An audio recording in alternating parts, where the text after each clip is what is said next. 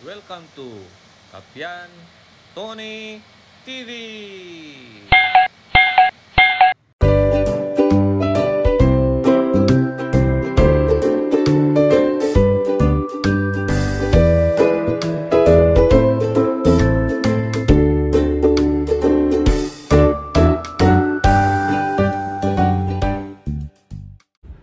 Magandang araw po sa inyong lahat. Kumusta na po kayo? May gagawin tayong isang stand fan ito. So, kakalasin natin ito at titingnan natin kung ano ang magagawa natin sa electric fan na ito. So, testingin muna natin. Meron tayong fan dito mga kaibigan. Isang multi-tester. So, iset natin sa number 1. Ayan. Tingnan natin. I-testing muna natin kung pumapalo. Ayan. Ayan mga kaibigan na pumapalo sa tester. Pero pag ilagay natin dito, wala siyang palo. So, posibleng sunog po itong motor ng ano na ito. Electric fan na ito. Okay, so kakalasin natin. Bago natin kalasin itong stand fan na ito mga kaibigan, shout out pala kay Miss K. Buwan sa Tarlac City Health Center 1. Yan. Mabuhay kayo lahat sa Tarlac City Health Center 1 sa pangunguna ni Dr. Loy. Kakalasin na natin.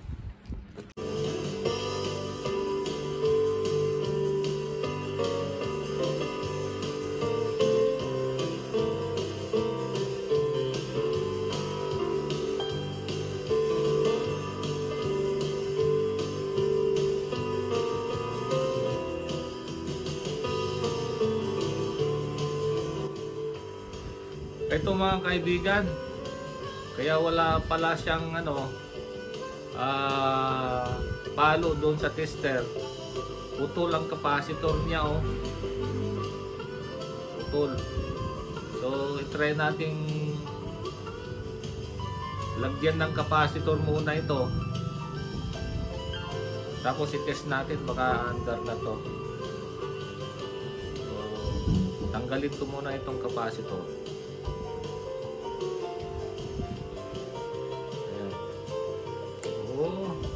Remedyo lang pala itong capacitor niya mga kaibigan. Ayan o. Ayan. Hindi pa alam kung ilang microfarad ito. Wala siyang tatak o. Okay. So meron tayong mga capacitor dito mga kaibigan. Ayan. Dami nating capacitor. Ayan o. Lagyan natin ng 1.5. Ito mga kaibigan, oh. 1.5 microfarad. So, lagyan muna natin to. Tapos i-test natin kung may palo.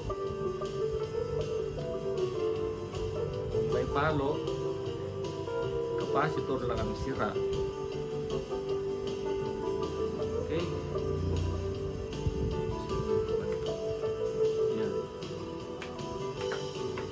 Natin ulit dito sa tester. Test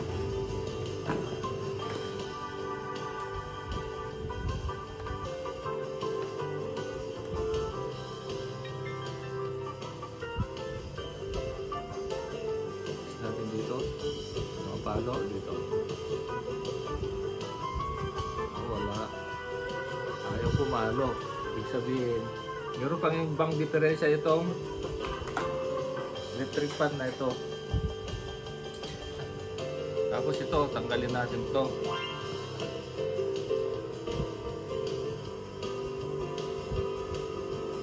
Ayan. Maglalagay tayo ng wire mga kaibigan, bypass dito.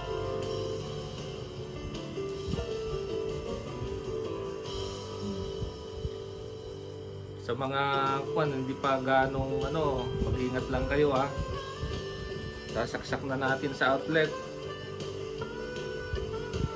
tingnan natin kung andar ito. Kung andar, busted yung thermal fuse niya. Ito. Ayan o, mandar. Ibig sabihin mga kaibigan, busted yung thermal fuse niya. Lagyan natin ng ano, para makita natin yung ikot. Dapat ang ikot nito is clockwise. Ayan. Mamimili tayo dito sa dalawa.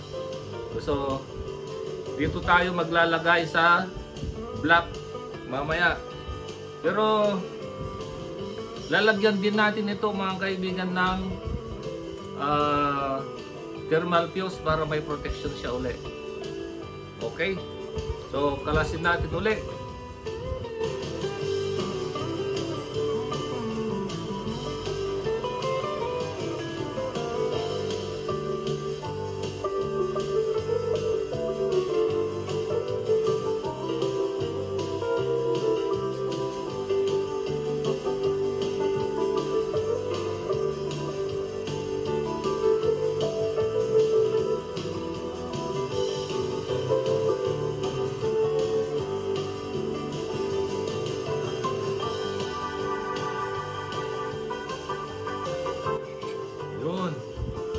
Ayan mga kaibigan, natanggal na.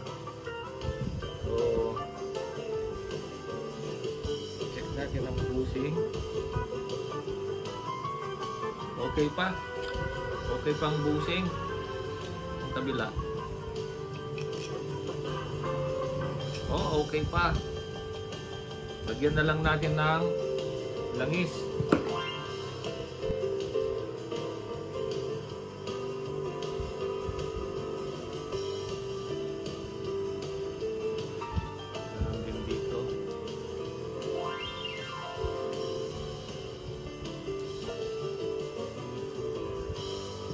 Okay. Gagawa tayo ng ilalagay nating thermal fuse. Maghihinang muna tayo. Meron tayong mga kwan dito mga kaibigan. Box type na thermal fuse. Ito siya mga kaibigan. Yan. Ito yung box type na thermal fuse. Kaya lang testingin muna natin kung okay pa ito.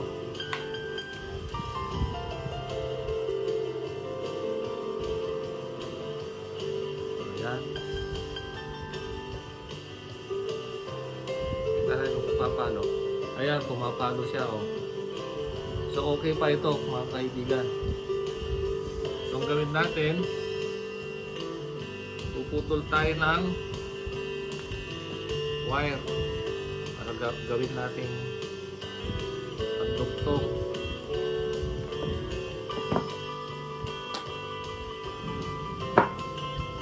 Ayan.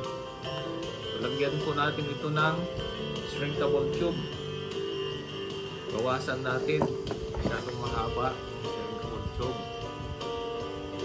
1 inch lang. Ayan.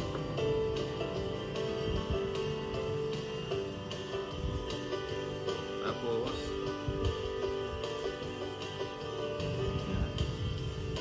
Saka natin ilaw.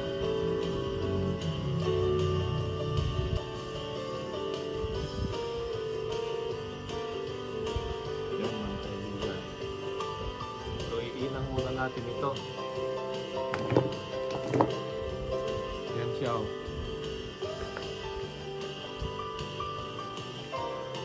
Iinang muna natin itong mga dugtungan dito. Wala ako ng panginang. Ito mga kaibigan, mag-iinang na tayo.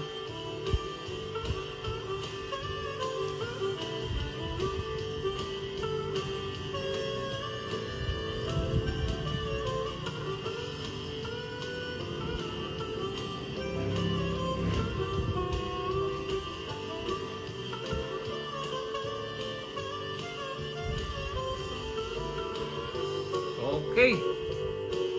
So tapos na mga kaibigan ang pag-iinang. Sandali lang. Lagyan natin ng maliit na shrinkable tube ito.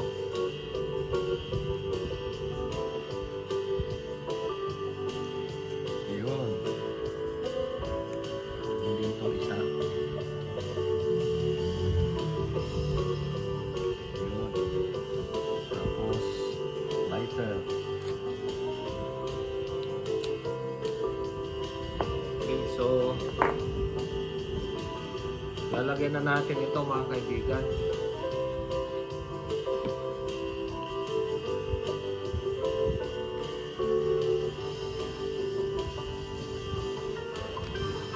Lalagyan na natin itong thermal fuse mga kaibigan dito. Yan. Papaganyan natin dyan.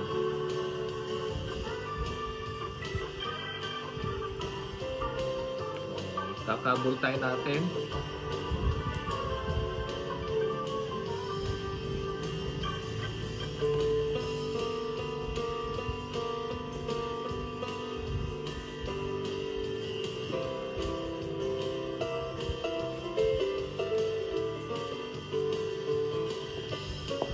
So ito siya mga kaibigan. Ganyan siya. So ito yung thermal fuse. Nakadirekta siya doon sa coil, doon sa winding. Tapos ito na yung mga panalin niya. So, putulin na lang natin itong mga sobra.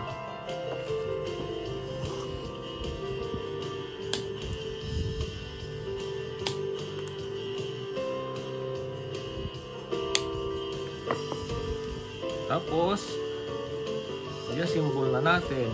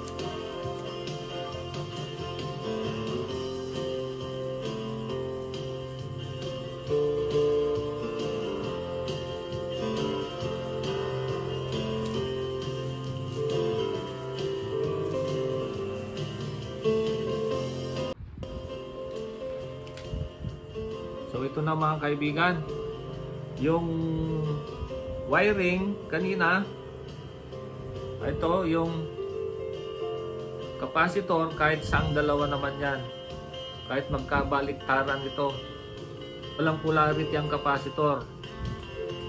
So yung kwan natin kanina, nung tinesting natin kanina, black and red kanina. So lagay na natin black and red. Yan.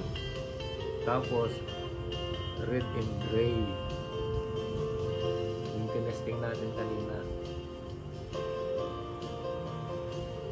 Yan. Tapos yung common, ito, meron tayong dalawang pumunta sa thermal fuse. Idudugtong natin ngayon dito itong isang blue papuntang common. Yan.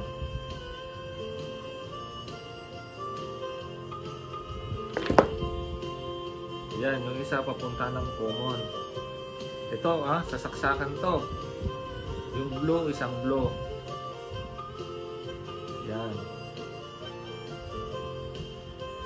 So itong kwan galing sa kwan, wala na ito mga kaibigan. Puputulin na natin to. Ito, putulin ko na. So, wala na yan. Tapos nung tinesting natin, clockwise ang ikot nito. Dito natin dinugtong kanina dito sa red, black. Pero pwede naman nating anuhin uli, testingin uli para hindi tayo magkamali. Yan. So, lagay ko muna dito sa red block yung galing sa thermal fuse. Ilagay natin kanina. Yan. Temporary, lagyan muna natin ng ito. Yan.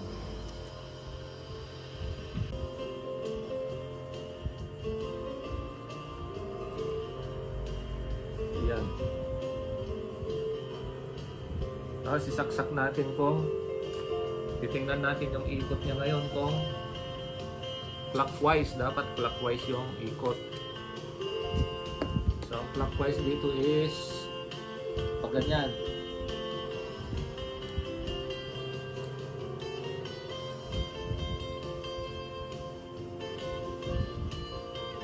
Dapat ang ikot pag ganyan. Tingnan natin ulit.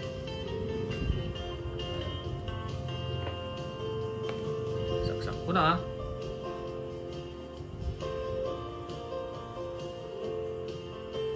Tama. Clockwise yan, no? So, tama yung connection, mga kaibigan. Lagyan na natin ito ng shrinkable tube.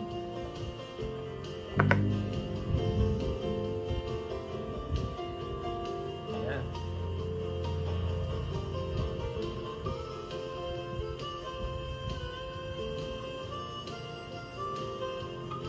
Dapat malaki. Malaki dapat yung isa. Ayun. Painitan na naman natin ang lighter.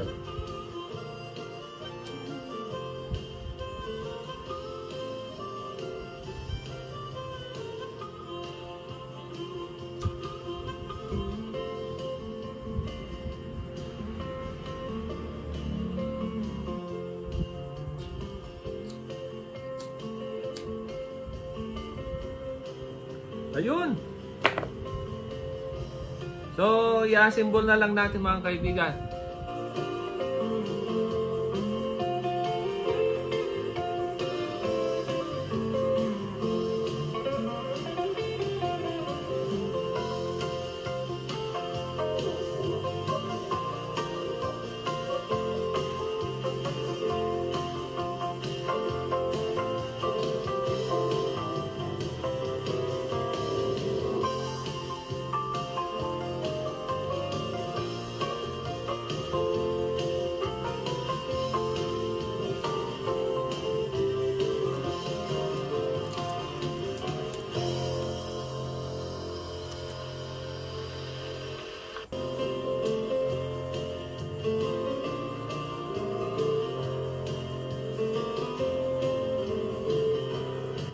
Ayan po, mga kaibigan, na-assemble na natin itong stand fan.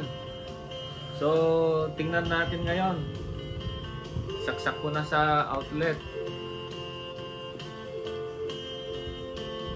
Ayan, sinaksak ko na sa outlet. Tapos, lagyan natin sa number 1. Ayan, o. Okay na siya. Nagsiswing pa, oh. Number 2. Number 3.